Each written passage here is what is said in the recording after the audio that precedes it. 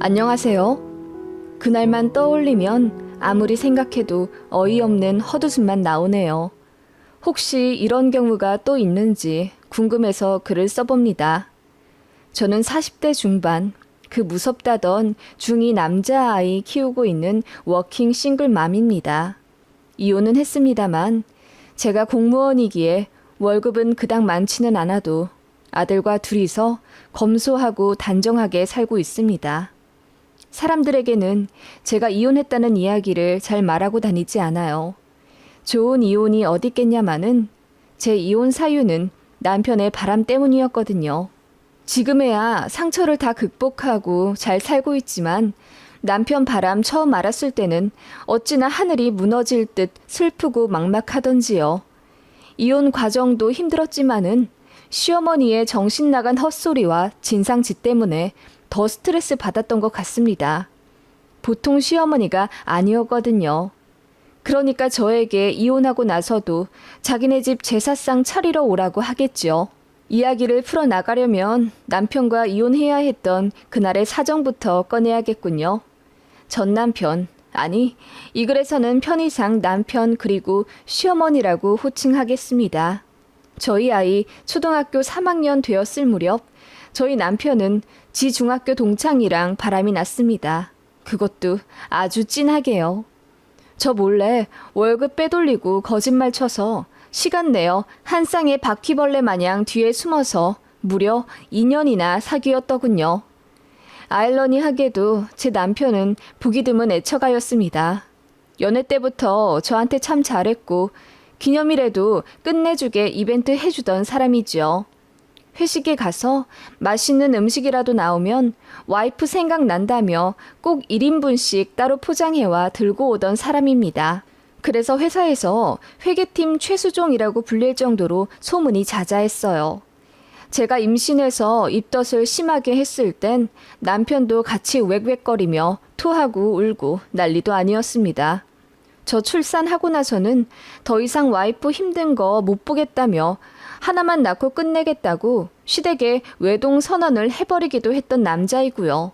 다만 시집살이가 좀 있었던 시댁이 흠이라고 해야 할까요? 시어머니의 갑질이 참 심했습니다. 결혼 준비 때부터 삐그덕거렸어요. 저희 집은 아버지도 공무원이셨고 이런저런 집안 사정 탓에 돈을 많이 써서 딱 24평짜리 아파트 하나와 연금 말고는 다른 재산이 없으십니다. 반면 시댁은 고깃집을 운영하시는데 워낙 잘 되어 돈이 좀 많았고요. 특히 시어머니가 시외가로부터 받은 재산이 좀 있으시기 때문에 저희 결혼할 때도 시댁에서 신혼집을 지원받았습니다. 시모가 먼저 집을 해주겠다 하셨고 서울 외곽에 8억 정도 되는 아파트를 받았어요. 물론 남편 명의였고요. 그리고 나서 혼수 갑질이 대단하셨습니다. 시댁 차도 바꿔주길 바라셨고 어머님 밍크 코트도 2벌이나 요구하셨어요. 그 외에 명품 가방, 이불, 반상기 등 원하는 걸 다 합치면 거의 1억 가까이 되었고 저희 친정에서는 그럴 바에 결혼 못 시킨다고 화를 내셨습니다. 솔직히 말해 명의도 아들 앞으로 해줬으면서 무슨 1억 가까이나 되는 혼수를 요구하시는지요. 지금 생각하면 그놈의 신혼집 때문에 제 인생이 꼬여버린 것 아닌가 싶습니다.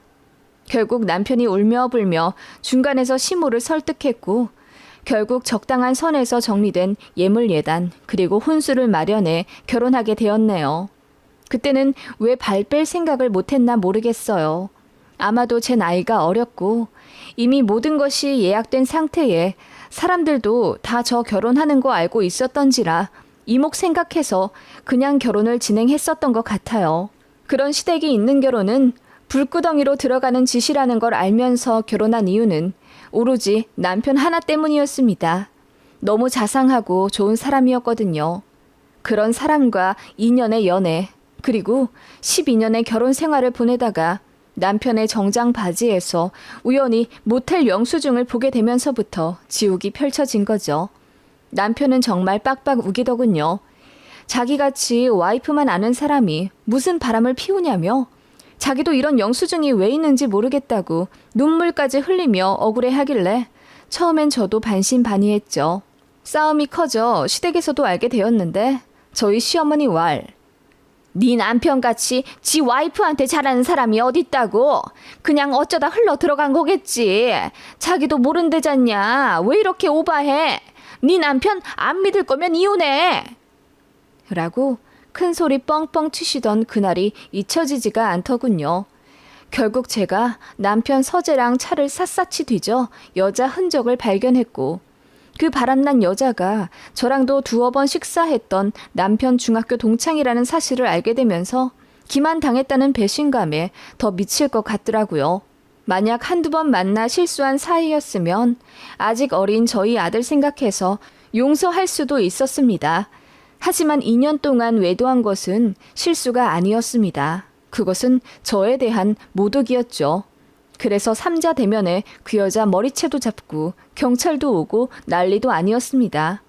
결국 저는 더 얼굴 맞대고 살 자신이 없어서 이혼하자고 했고요. 그 와중에 더 충격적인 사실은 남편이 저랑 아이가 친정 가구 없을 때 집에 그 여자 불러서 잠도 자고 그랬다더군요. 제가 친정에 2달에 한 번 정도는 갔으니 2년 동안 저희 집에 10수번은 왔다 간 겁니다. 심지어 저희 안방 침대에서 그 짓거리를 했다는 걸 생각하니 피가 거꾸로 솟는 기분이 아닐 수 없었습니다. 더 놀라운 사실은 남편이랑 그 여자는 서로를 여보라고 부르더군요. 그러면서 블랙박스랑 핸드폰 관리를 정말 철저하게 하고 있었고요. 저희 남편 회사 특성상 성과금이 다른 통장으로 들어오는데 그것도 치밀하게 굳혀서 둘 데이트 비용으로 쓰는데 썼고요. 제가 바보여서 몰랐을 수도 있겠지만 남편은 제 앞에서는 둘도 없는 애처가에 가정적인 척 안심을 하게 만들어 놓고는 그렇게 치밀하게 증거들을 다 없애고 관리하는데 저는 속수무책으로 당한 거죠. 저는 너무 큰 실망감과 배신감에 돌아버릴 것 같았습니다. 남편은 울고불고 난리였죠. 제발 한 번만 봐달라 무릎 꿇고 빌고 이혼만 아니면 뭐든 하겠다며 삭발까지 할 기세더군요. 양가에서도 알게 되었고 저희 아버지는 극도로 분노하셨어요. 어머니는 그 착한 이서방이 어떻게 2년이나 바람을 피워서 내 딸 마음에 대못을 박을 수 있냐며 통곡하셨고요. 시댁에서도 처음에는 남편더러 뭐라고 했죠. 시아버지는 몽둥이까지 들고 와서는 당신 아들을 모질게 혼내 정신을 차리게 해주겠다며 흠씬 두들겨 팰 듯 액션을 취하셨고 시어머니도 왜 그런 못난 짓을 했냐며 등짝을 때리셨고요. 하지만 그것도 잠시 역시 팔은 안으로 굽는다더니 시어머니가 이혼 소송 중인 저한테 계속 찾아오셨습니다. 애미야, 그래도 많이 반성하는 모양인데 한 번만 봐줘라. 응? 아들이 이렇게나 어린데 어떻게 이혼하고 살 수 있겠니? 그래도 엄마 아빠가 같이 키워야지. 응? 이라고 하시며 저를 설득하시더니 결국 마음대로 되지 않자 그래, 네 뜻이 정 그렇다면 어쩔 수 없지. 애는 우리가 잘 키우마. 라고 하시는 게 아니겠어요? 이혼 사유가 남편에게 있는데 저더러 아이를 내놓고 가라는 겁니다. 제가 미쳤어요? 내가 잘못한 것도 아닌데 우리 애를 왜 남편한테 두고 이혼해요? 당연히 제가 키워야죠. 네 생각해서 그러는 거다. 적당한 혼처 있으면 너도 재혼해야지. 애 딸린 이혼녀 어떤 남자들이 거들떠나 보겠니? 우리 아들이야 바로 재혼하겠지만. 그리고 무슨 여자 혼자 애를 키운다고 그래. 우리 집은 돈이라도 많지만 넌 뭐가 있니? 니네 친정 개뿔 없으면서 말이야. 괜한 자존심에 애 앞길 망치지 말고 우리한테 애 주고 가라. 라고 모진 말씀을 하시더군요. 그날 정말 목이 찢어져라 울부짖었던 기억이 나네요. 시어머니는 정말로 제 아이를 빼앗기라도 할 듯이 이혼 소송 중에 저희 집에 쳐들어와 자는 아이를 들쳐업고 데리고 가려는 액션도 취하셨고 제 아들 학교까지 찾아가서 행패를 부리기도 했습니다. 저는 위자료도 필요 없으니 양육권과 양육비 100만 원을 요구했고요. 시댁은 돈도 많으면서 양육비 100만 원이 너무 말도 안 되게 높다며 못 주겠다고 항소하더군요. 그리고 몇 천만 원 들여 변호사를 샀고요. 그야말로 진흙탕 싸움이었습니다. 시댁은 그렇게 아무것도 가진 것 없는 저와 싸워 양육비를 결국 월 80만 원으로 깎았습니다. 손자한테 주는 돈은 아깝지 않지만 저한테 주는 돈은 아깝다면서요. 진절머리가 나더군요. 그 와중에 아이 아빠란 놈은 지 엄마 뒤에 숨어서 아무것도 하지 않았습니다. 막상 헤어지고 남이 된다고 하니 더 이상 저에게 에너지 쓰고 싶지도 않은 듯 제가 이혼 소송을 건 그 순간부터 아이의 집을 나가버리고 연락조차 제대로 되지 않았고요. 그래서 거의 시어머니랑 이혼 소송을 하다시피 한 겁니다. 제가 얼마나 힘든 시간을 보냈는지 아시겠죠? 아무튼 결국 그렇게 이혼이 마무리되었고 살던 집에서도 쫓겨나게 되었습니다. 그 집은 어머님이 남편 명의로 사준 집이었으니까요. 재산 분할을 어느 정도 받긴 했지만 그걸로는 살던 집이랑 비슷한 여건을 찾기가 힘들더군요. 공무원 대출과 한부모 혜택 등을 알아본 후 적당한 거처 찾아 이사를 준비하고 있는데 시어머니란 사람이 그러더군요. 너 그 집에서 계속 살고 싶냐? 그럼 지금이라도 늦지 않았으니 재결합하거라. 어이가 없어서 웃어버렸더니 시모가 또 이러더군요. 너 내가 해준 이 집에서 거의 10년도 넘게 살았으면서 설마 입 싹 닫고 가려는 건 아니겠지? 그게 무슨 말이에요? 제가 입을 싹 닫고 가다뇨? 다음 달에 현준이 증조 할아버지 할머니 제사인 건 알고 있지? 다른 건 몰라도 그날은 꼭 챙겨서 제사 지내러 오거라. 네? 저더러 제사상 차리러 오라고요? 어이가 없어서 제 귀를 의심할 수밖에 없었습니다. 그래, 너 내가 해준 신혼집에서 누릴 거 다 누렸잖니? 인프라 좋아서 살기도 편하고 다들 너 이 집에서 신혼집 시작한 거 부러워했다면서. 게다가 8억으로 사준 집이 지금은 거의 20억 가까이 됐으니 그거를 돈으로 환산하면 얼마야? 그래서요? 저한테 뭐가 이득이 되었는데요? 남편이 공동명의로 하자는데 어머님이 절대 안 된다고 반대하셨고요. 그 집에서 저는 일하랴, 애 키우랴, 집안일 하랴, 뭐 쉬지도 못한 10년이었는데 내가 뭘 누렸다는 건데요? 이것 봐라, 고마운 줄도 모르고. 그래도 내가 해줬으니 너도 떵떵거리며 잘 산 거지. 나가야 할 이자 안 내고 그 돈으로 네 코트 사 입고 화장품 사 쓰고 한 거 아니겠니? 제가 뭘 그렇게 사 입었다고요.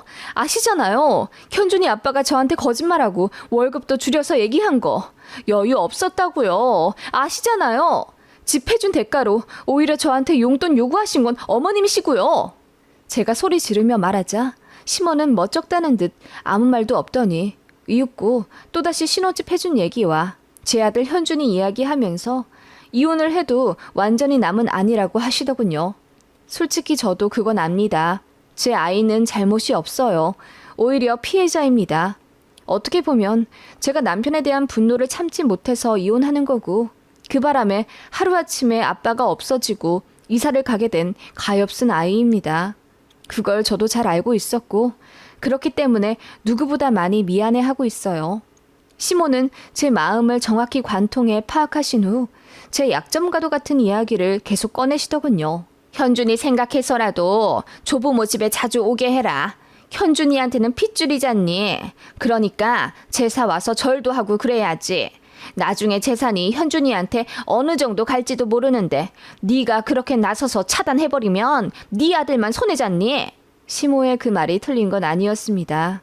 제 아이한테는 여전히 할머니, 할아버지이자 아빠인 그들이니까요. 재산 얘기도 어느 정도 맞다고 생각했습니다. 제가 아들 하나만 낳고 외동으로 끝낸 데다 남편한테는 여동생밖에 없어요. 그래서 시부모님은 제 아들이 대를 이을 수 있는 유일한 자손이라고 늘 애틋해 하셨죠. 그래서 저랑 남편 이혼할 때도 어떻게든 제 아이 데려가려고 난리를 치셨던 거고요. 저나 저희 친정한테는 이렇다 할 재산이 없기 때문에 시댁이랑 굳이 척지어 사는 것도 바람직하지 않다는 게 제 이성적인 판단입니다. 속은 열불이 터지지만요. 그래서 저도 많이 생각해서 제 아이는 제사 때 데려가기로 했습니다. 물론 저는 시가에 안 들어가고 아이만 가서 절하고 식사하면 제가 데리고 나오는 식으로요. 그런 식으로 조율을 하겠다고 하니 시모가 그럼 제사 준비는? 라고 묻더군요.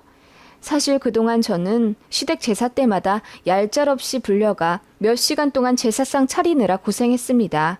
그날은 반차를 내서라도 반드시 시댁에 가야 했기에 제 주변 사람들이 저를 안쓰럽게 생각하곤 했습니다. 시모가 절대 이해해주지 않았기 때문입니다. 부자 시댁 시집와서 신혼집까지 거저받았으면 당연히 해야 할 일을 해야 한다며 시부모 아침상은 안 차려줘도 시댁 제사는 차려야 한다 라는 게 시모의 가치관이었습니다. 시어머니는 너무 고지식한 사람이라 저한테도 원래 일주일에 서너 번은 안부 전화를 하고 주말마다 시댁 와서 적어도 한 끼 정도는 시부모를 위해 요리하고 대접해야 한다는 주의였는데 남편이 그나마 막아줬었거든요. 아무튼 그런 시모였고 제사에 대해 많이 중요시하는 건 알고 있었습니다. 그런데 그거야 결혼 생활하고 있을 때 말이고 지금은 이혼, 게다가 남편의 잘못으로 이렇게 되어버렸는데 뚱딴지같이 제사 준비에 대해 넌지시 묻는 시모의 의중이 너무 어이가 없더라고요. 네? 제사 준비라뇨? 설마 저더러 준비하라는 말씀이세요? 그래, 현준이만 보내면 그 제사상은 누가 다 차리니? 지금까지 너랑 같이 차렸는데 나더러 다 차리라는 거야? 내 나이 곧 있으면 70인데? 아니, 그러면 이혼까지 한 마당에 제가 전시댁 제사 준비를 하라는 말씀이세요? 거기서 이혼 얘기가 왜 나오니? 내가 말했잖아. 현준이한테 증조 할머니 할아버지잖니. 그렇게 남남처럼 성 긋고 그러지 말어. 그래서 제사할 때만큼은 현준이 보낸다고 하지 않았어요? 뭘 더 바라세요?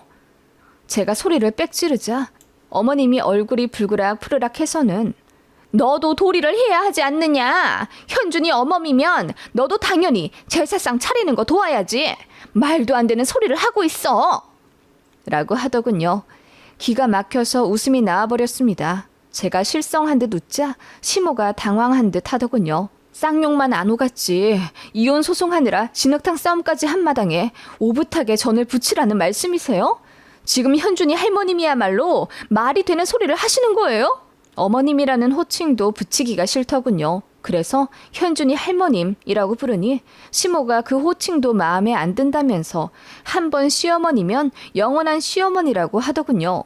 그리고 어찌되었건 결혼하면서 본인이 저희 신혼집도 해주고 현준이 장가갈 때도 집을 해줄 거라면서 호칭 똑바로 하라고 소리를 지르시더군요. 징글징글 하더군요. 그래서 그냥 됐다고 했습니다. 그동안 아이 생각해서 더러워도 참은 게 몇 번이고 제삿날 아이 보내는 것도 진짜 선심 써서 그렇게 하려고 했던 건데 이제 그렇게 하기도 싫어졌다고 했습니다. 시모는 뒤늦게 저를 잡으려고 애걸복걸을 했지만 그렇게 저는 이사를 가버렸고 시모 전화와 카톡도 전부 무시했습니다. 그리고 문제의 전시댁 제삿날이었죠. 이혼하고 처음으로 맞는 제사였습니다. 몇 시간 동안 기름 냄새 맡아가며 전 부치고 시모 눈치 안 봐도 되니 좋더군요. 전 남편 놈이 저한테 전화해서는 정말 우리 집 안 올 거야? 엄마가 기다리시는데? 라고 묻더군요. 정신 나간 소리 그만하고 네 상간녀 불러서 전을 붙이든지 찜을 하든지 맘대로 해. 왜 이혼한 전처한테 전화해서 난리야? 라고 소리를 질러버렸죠. 그렇게 아들이랑 저는 오붓하게 외식을 하고 저녁 9시쯤 집에 돌아왔는데 문 앞에 시모가 있더군요. 딱 봐도 씩씩거리며 화를 주체 못하는 듯 보였습니다. 참고로 아이 아빠가 이사간 주소를 알고 있었어요. 그래서 자기 엄마한테 알려준 거겠죠. 애 앞에서 또 안 좋은 꼴 보이기 싫어 애부터 집안에 들여보내고 시모를 아파트에서 최대한 멀리 떨어진 곳으로 끌어내 이야기했습니다. 시모가 그러더군요. 왜 제사 안 왔어? 너 정말 도리 안 할 거냐? 어? 도리요? 그걸 왜 저한테 찾으세요? 제가 현준이 아빠한테 말했는데 못 들으셨어요? 그년 불러서 전 부치라고 했는데요. 이혼한 아들 전처한테 대체 왜 이러세요? 걔랑은 이미 끝냈어. 어쨌거나 내 며느리는 너고 내 손주는 현준이 하나뿐인데 네가 어찌 이러냐? 제가 왜 아직 며느리예요? 어이가 없네요. 이혼한 마당에 무슨 며느리 돌이요? 내 손주 어멈이면 며느리 맞지? 그리고 내 손주가 우리 제사상도 차려줄 텐데 네가 벌써부터 이렇게 삐딱하게 굴면 안 되지. 그 말에 순식간에 사고가 정지된 듯 했습니다. 그놈의 제사상. 어머님은 이어서 제가 현준이 엄마이기 때문에 본인들 죽으면 제가 시부모 제사상을 차려야 한다네요. 그러다가 제 아들한테 제사를 물려줘야 한다고요. 어이가 없었습니다. 그걸 왜 내가 지내요? 현준이 아빠 재혼시킬 거라면서요. 재혼할 여자한테 제사상 차리라고 하세요. 내가 재혼해도 애는 낳지 말라 그랬다. 골치 아프다고. 막무가내더군요. 자기 아들이 재혼해도 손자는 더 보고 싶지 않다고 하셨대요. 그래서요? 아니, 제사상이 그렇게 아쉬우면 아들 단속부터 잘하셨어야죠. 네? 너 정말 1억이냐? 현준이 생각하면 이렇게 나오면 안 되지. 현준이 생각해서 지금 현준이 할머님은 옳은 행동을 하고 계세요? 현준이에게 준다는 재산 핑계로 저랑 제 아이 옥죄려고 한다는 생각 안 해보셨어요? 현준이 지금은 어리지만 더 커서 이 사실 알게 돼도 자기 할머니 좋아할까요? 엄마 두고 바람난 아빠와 이혼해도 제사상 차리러 오라고 난리친 할머니를요. 제가 한마디 하자 시모가 갑자기 당황한 듯 아무 말도 못하더군요. 현준이 장가가면 집 해줄 거라고요? 글쎄요. 현준이한테 물어봐야겠네요. 제가 지금까지는 지 아빠랑 할머니, 할아버지 미워하지 말라고 아무 말 안 해줬는데요. 자꾸 이렇게 나오시면 저도 애한테 1부터 100까지 다 밝힐 수밖에 없어요. 아니, 예, 그건... 시모가 말을 더듬으며 얼굴이 새빨개지더군요. 사실 저는 아이에게 더 상처 주고 싶지가 않아서 남편 바람에 대해 함구하고 있었습니다. 제 아이는 그냥 저랑 남편의 성격 차이로 이혼하는 줄만 알아요. 남편이 2년이나 가정을 속이고 다른 여자와 바람을 피웠다는 사실을 모르게 해주고 싶었습니다. 나중에 성인이 되어 알게 되면 몰라도요. 그래서 싸울 때도 안간 힘을 다해 아이 앞에서는 안 싸웠어요. 그 정도로 저는 아이와 아빠 그리고 조부모 관계를 망가뜨리고 싶지 않았어요. 시댁이랑 양육비로 진흙탕 싸움을 해도 아이 앞에서는 절대 말하지 않았어요. 본인을 누구보다 사랑하고 아낀다는 사람들이 단돈 10에서 20만 원 때문에 법정에서 싸운다는 걸 알게 되면 얼마나 세상 무너질 듯 슬프겠어요. 그걸 시모도 잘 알고 계셨습니다. 그래서 제가 아이한테만은 비밀 지키고 있는 걸 고마워하셨죠. 정말 우습더군요. 저는 제 아이를 위해서 그렇게 한 건데요. 솔직히 말해서 제 아이가 제 약점은 맞습니다만 시어머니의 약점이기도 합니다. 저는 똑같은 사람 되기 싫어서 참고 있었던 거고요. 결국 저도 완전 폭발해 버렸습니다. 존댓말 쓰기도 싫더군요. 지금 현준이한테 가서 다 말해버리려고. 당신들 애한테 들어가는 그 몇십만 원 아까워서 어떻게 했어? 몇 천만 원 들여서 변호사 샀지? 그래서 결국 양육비까지 깎더니 이제 와서 뭐? 내 아들한테 제사를 물려줘? 나더러 며느리 노릇을 하라고? 그래서 제사상을 차리러 오라고? 너 같으면 그렇게 하겠냐? 라고 했더니 시모가 얼굴이 파리해지더군요. 저는 늘 내내거리는 순종적인 며느리였습니다. 이혼하면서도 최대한 화를 참고 또 참았던 사람이고요. 가뜩이나 몸도 왜소한 편인데다 목소리도 작아서 거구의 시어머니는 늘 저에게 큰 소리로 호통치시고 만만하게 보고 얕보셨습니다. 그런데 이제와 반말까지 써가며 소리를 지르니 충격 꽤나 받으신 모양이더군요. 제사? 그래, 더러워서 내가 차려줘야겠네. 당신들 제사상에 뭐 올려주면 돼? 붕어빵? 치토스? 먹다 남은 유통기한 지난 빵 쪼가리라도 올려주면 다행이겠네. 바람나 이혼한 전 남편 부모 제사를 깍듯이 차려줄 거라 착각하는 당신도 참 한심하다. 뭐라고? 아니, 현준애미야. 너 갑자기... 그냥 현준이한테도 다 얘기를 해버리려고. 너한테 한 푼 주는 거 아쉬워서 맞소송까지 건 사람들 얼굴 계속 볼 거냐고. 네 아빠가 엄마한테 얼마나 큰 상처를 줬는지도 내가 지금 당장 집에 들어가서 자세히 다 말해줘야겠네. 라고 했더니 시모가 얼굴이 사색이 되어 저를 붙잡더군요. 그게 아니라... 그게 아니긴 뭐가 아니야? 그리고 뭐? 현준이 장가가면 집을 해줘? 퍽이나 해주겠다. 양육비 몇십도 아까워하는 인간들이. 아니 그건 너도 알잖니. 너한테 돈 흘러 들어갈까봐 그렇게 한 거지. 나중에 현준이한테 잘 해주려고 했어. 그리고 현준이도 성인 되면 이해할... 과연 이해를 할까? 내가 지금 물어봐야겠네. 라며 제가 집으로 들어가려고 하니 시모가 거의 울부짖다시피 하며 빌더군요. 제발 제 아이한테 그렇게 말하지 말라면서요. 그렇게 1시간 정도 실랑이를 벌였습니다. 지나가는 사람들이 별로 없어서 망정이지 동네 망신 꽤나 당할 뻔했어요. 시모는 그렇게 저에게 빌었고 저는 다시는 찾아오지 말라고 했습니다. 아이 앞으로 뭐 안 해줘도 되니 제사 핑계로 할머니 할아버지 집에 들일 생각도 말라고요. 면접 교섭일 되면 밖에서 아이 아빠 만나게 해줄 거라고요. 그리고 이렇게 막무가내 찾아오는 거 전부 경찰에 신고할 거라고 했습니다. 아예 막 나갔죠.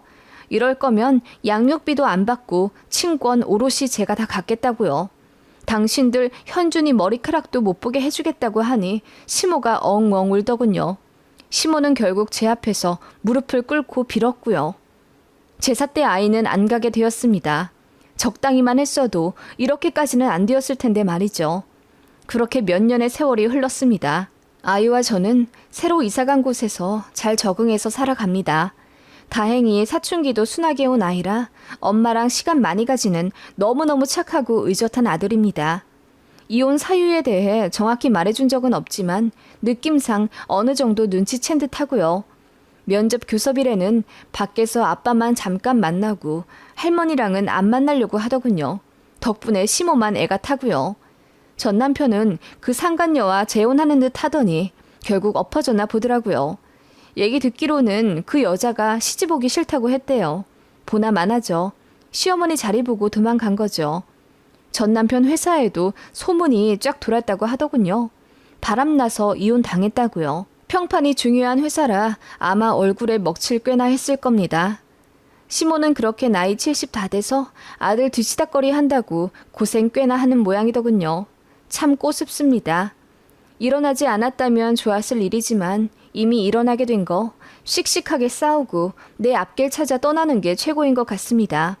그게 나와 내 가장 소중한 사람을 지키는 방법이더군요.